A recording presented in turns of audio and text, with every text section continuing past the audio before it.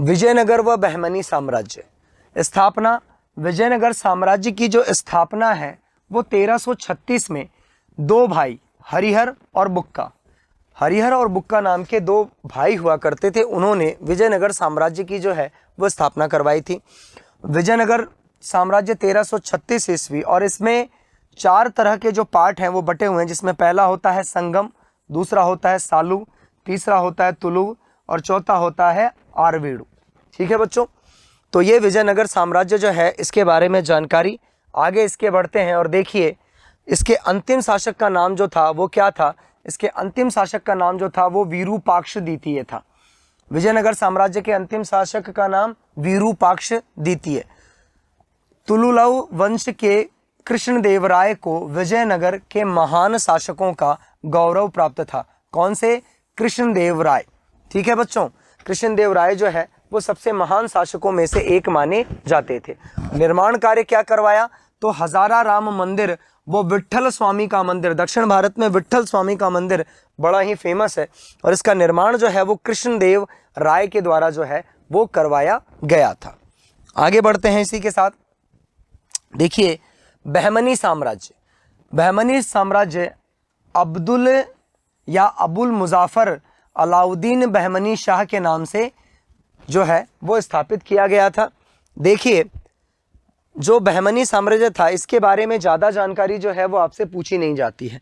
बस इतना ज़रूर याद रखिएगा कि कब 1352 के अंदर जो है वो बहमनी साम्राज्य की स्थापना अलाउद्दीन बहमन शाह नाम के एक राजा के द्वारा करवाया गया था बच्चों। चलिए इसके बाद में जो है वो बढ़ते हैं, एक बहुत बड़ा और लंबा चौड़ा जो वंश है उसके बारे में बात करेंगे। मुगल वंश। कौन सा वंश बच्चों? मुगल वंश। स्थापनकर्ता बाबर। कब से कब तक? 1526 से 1530। इसके बाद में हुमायूं 1530 से 1540। उसके बाद में शेरशाह सूरी। शेरशाह सूरी मुगल वंश के नहीं थे, ध्यान रखिएगा। शेरशाह सूरी जो है वो मुगल वंश के नहीं थे, और इन्होंने हुमायूं को हराकर, इन्होंने हुमायूं को कन्नौज के युद्ध में, कौन से युद्ध में बच्चों?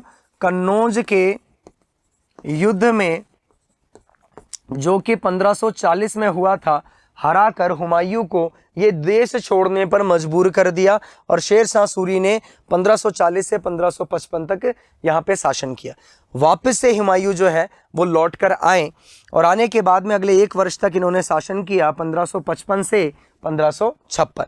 1556 के बाद में जो है वो अकबर आते हैं, और अकबर का शासन सबसे लंबा जो है वो माना जाता है, लगभग 40 वर्ष का। कितना बच्चों? 40 वर्ष का। सबसे महान और सबसे योग्य शासकों में अकबर का नाम जो है वो सबसे पहले गिना जाता है।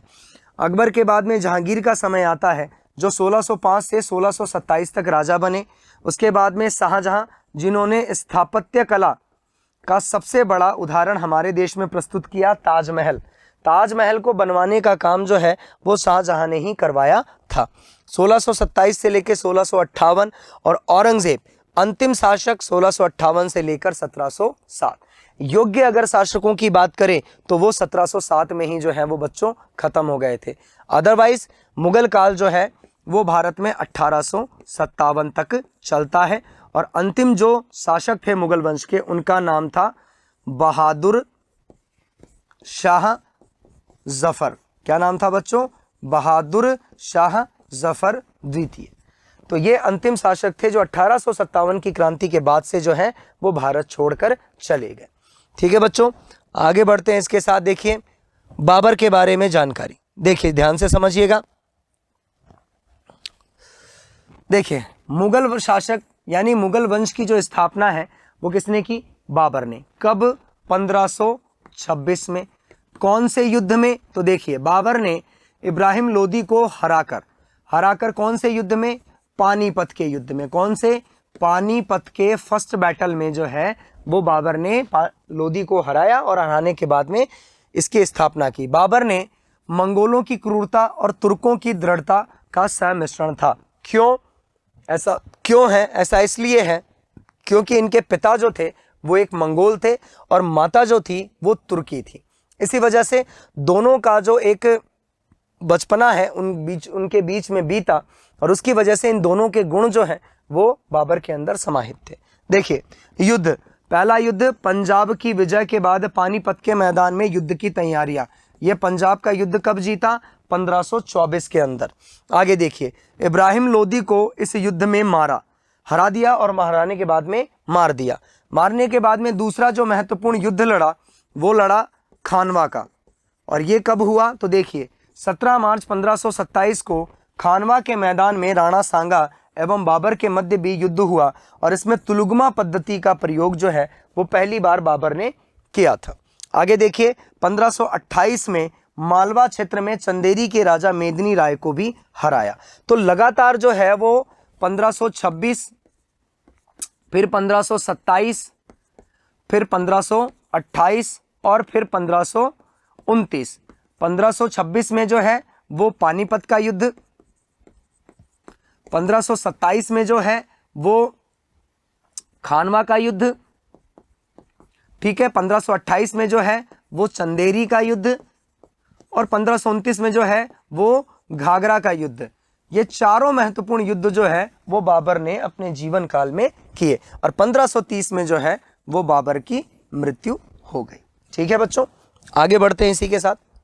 देखिए बाबर की मृत्यु के बाद उसका पुत्र हुमायूं 1530 में 23 वर्ष की आयु में सिंहासन पर बैठा, और बैठने के बाद में 1539 में चौसा नामक स्थान पर अफगान जो शासक था शेर खां व मुगल सेना के मध्य युद्ध हुआ।